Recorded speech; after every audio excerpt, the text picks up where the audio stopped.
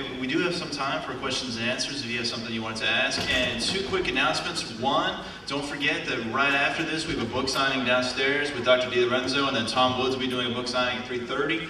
And secondly, if you have never read, for whatever reason, never read the Virginia and Kentucky resolutions, downstairs at our booth we have C4L pocket constitutions with those in there, and I can almost certainly guarantee those are the only pocket constitutions where you will find them. So make sure to pick them up and read a copy of those today. So we'll just take our first question up here.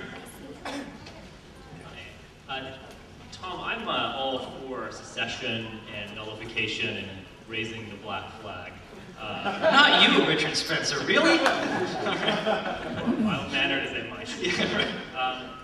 What kind of bothers me is what you were talking about is the Constitution has been violated in all sorts of ways, and this is not something you could blame on Obama or even Bush. I mean, this is just so massive. In many ways, the Constitution has been very weak and actually restraining those kind of things. So isn't this a bit of a case of kind of, I wouldn't say almost special pleading, or certainly partisan game playing when you have the Democrat in the White House, that they would say, refuse stimulus funds, but they're certainly not going to refuse, say, Medicare funding. Right.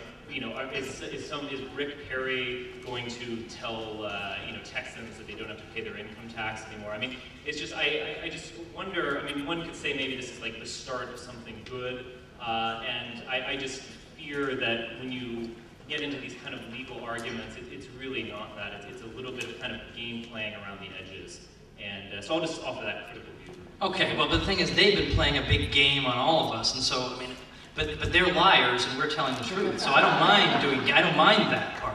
But you're right, I mean, this would be extremely difficult. I gave the California example because it shows that really nullification, again, if the people aren't behind it, the state can pass whatever statements it wants to. If the people aren't going to support them, it's not going to go anywhere. So we have a task of education before us, but this thing is spreading. I mean, I can't believe it. I can't even keep track. If you go to 10thamendmentcenter.com, they have a legislative tracking page. You can look at all the different things that are being introduced.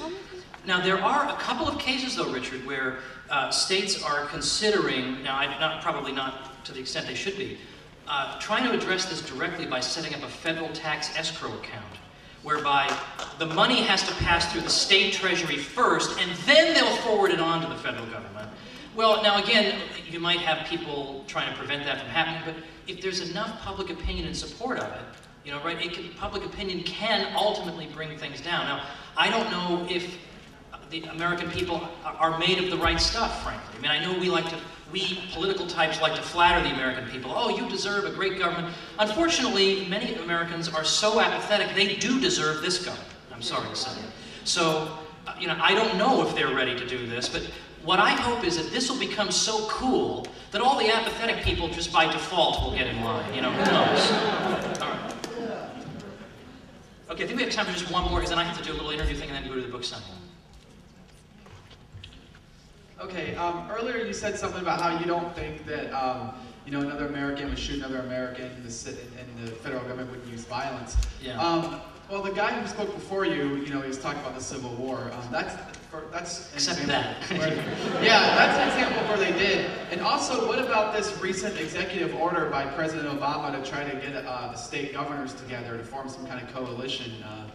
I don't know. I think that if they don't want to, they will not give up power. No, I know, but the thing is that, no, of course that's true. That's true. That they're not going to willingly. I mean, the gravy train is much too much fun to be on to let it just drift away. Like, it's not going to. You're right. But I feel like the same kind of objection. Well, first of all, I think it's much less likely that they're going to invade Idaho over health care than Lincoln invading the South. I think that's much less likely, just as a practical matter. But secondly, this kind of objection, I think, could be raised against any unconventional solution we might propose. Any unconventional solution would be met with, but they're not going to let you do that. They might not, but in the course of doing it, one thing we're at least doing is that in every state where something like this is introduced, the local media is talking, however unwillingly, about the Constitution. And people are hearing that there are supposed to be limits on government. That in itself is, even if it's a big failure, well, everything else we've done is a big failure. At least this one's educational on the way. All right.